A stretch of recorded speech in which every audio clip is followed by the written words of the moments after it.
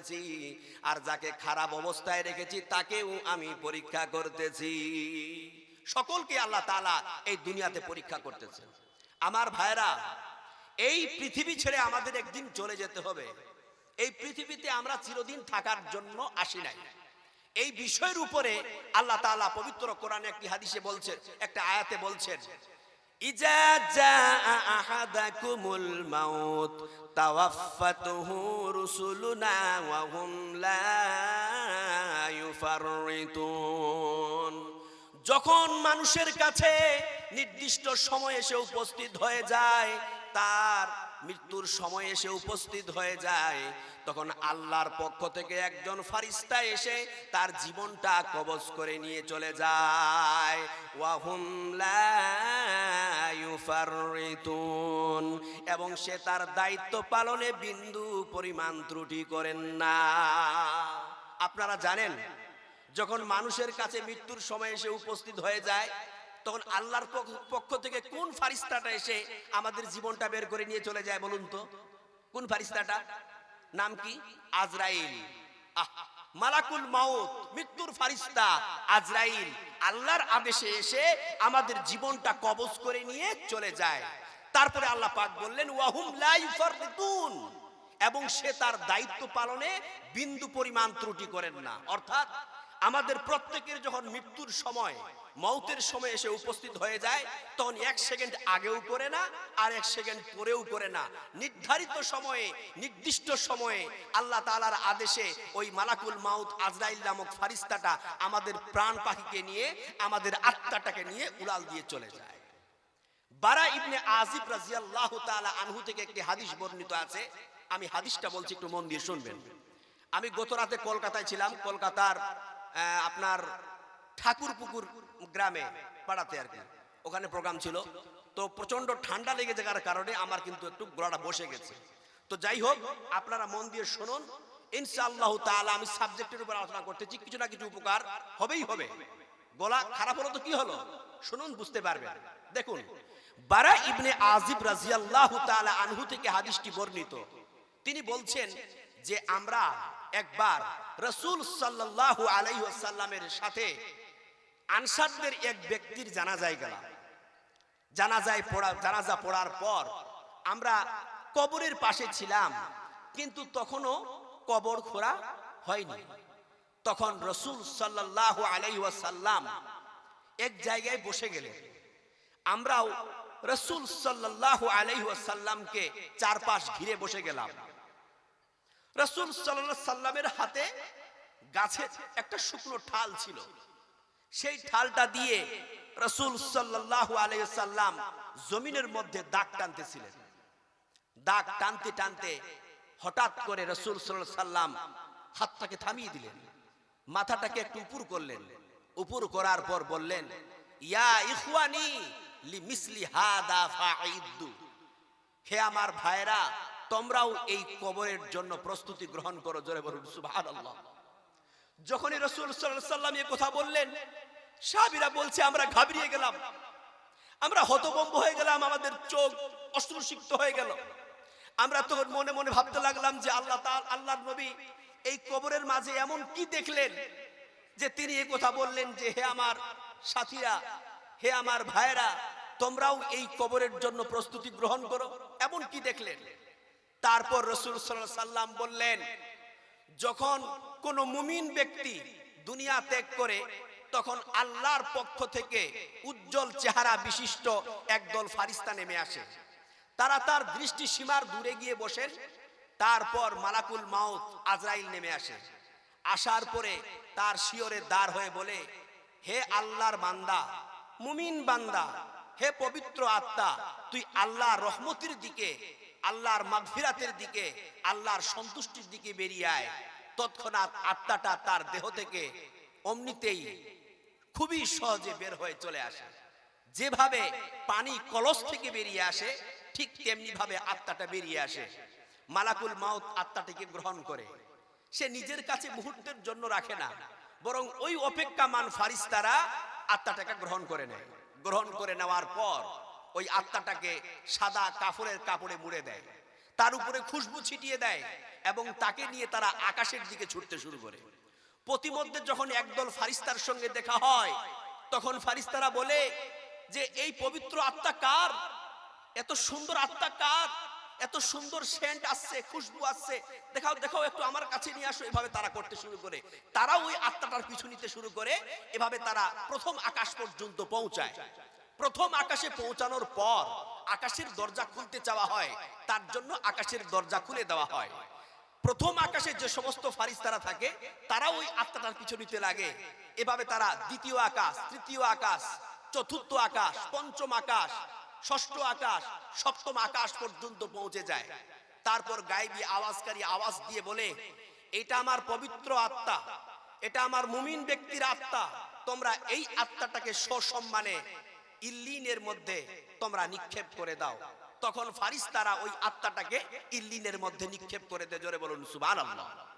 পক্ষান্তরে রাসূল সাল্লাল্লাহু আলাইহি সাল্লাম বললেন, যখন কোনো কাফির বান্দা, যখন কোনো মুশরিক বান্দা, যখন কোনো বেঈমান বান্দা, যখন কোনো বেনামাজি বান্দা দুনিয়া ত্যাগ করে, তখন আল্লাহর পক্ষ থেকে কালো কুৎসিত চেহারা বিশিষ্ট একদল ফারিস্তা নেমে আসে।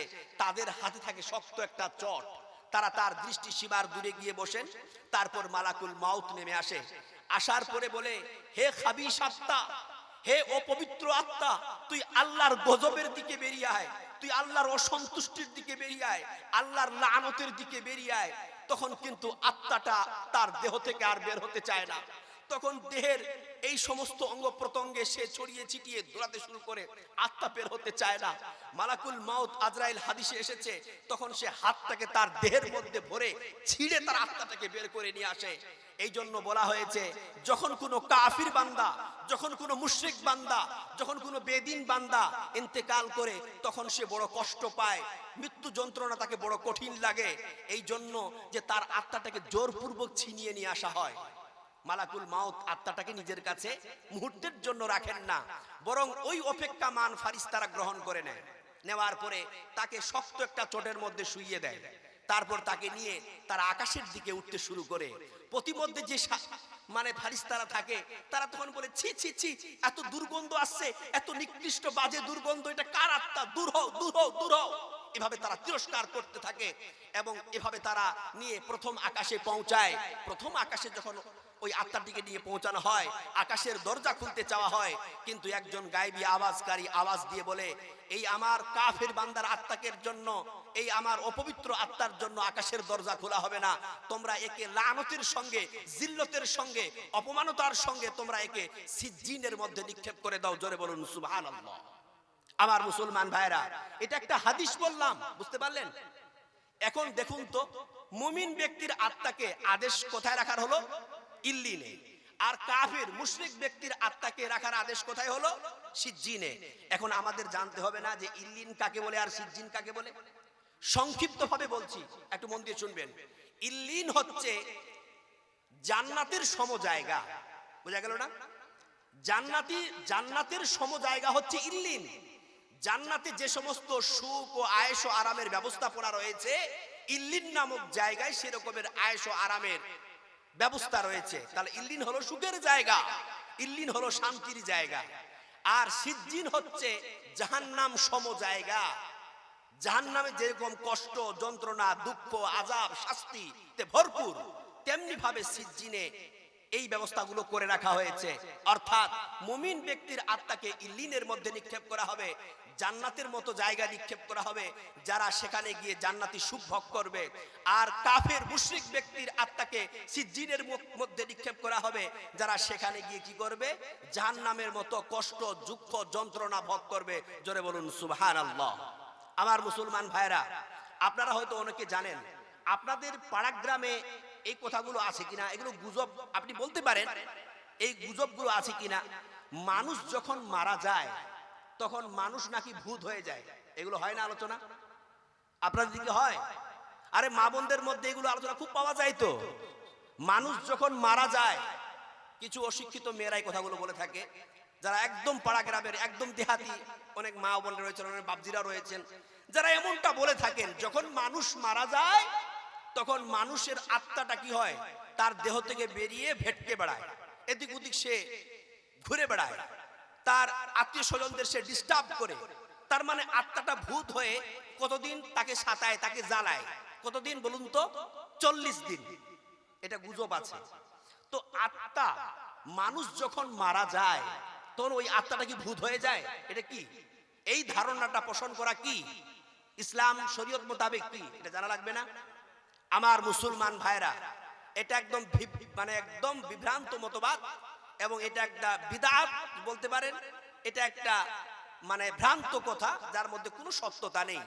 কারণ আমাদের বডির মধ্যে যে গুরুত্বপূর্ণ একটা অংশ আছে, যার নাম আত্মা বা রূহ, এটা হচ্ছে একটা গুরুত্বপূর্ণ পার্ট, একটা অংশ, একটা অদৃশ্য অংশ, যাকে আমরা চোখে কোনোদিন দেখতে পাই না। আর এই আত্মা বা রূহ যে বডিটাকে ধারণ করে আছে, যে খলসটাকে ধারণ করে আছে, এটা তো একটা বডি মাত্র, এর কোনো মূল্য নাই। এই যে আপনার দেহ, এই দেহের কোনো মূল্য নাই। যেই দিন আপনি মৃত্যুবরণ করবেন, আত্মা নিয়ে চলে যাওয়া হবে, আত্মার সঙ্গে আপনার খেলা শুরু হয়ে যাবে। এই বডি তো কেবলমাত্র একটা খলস।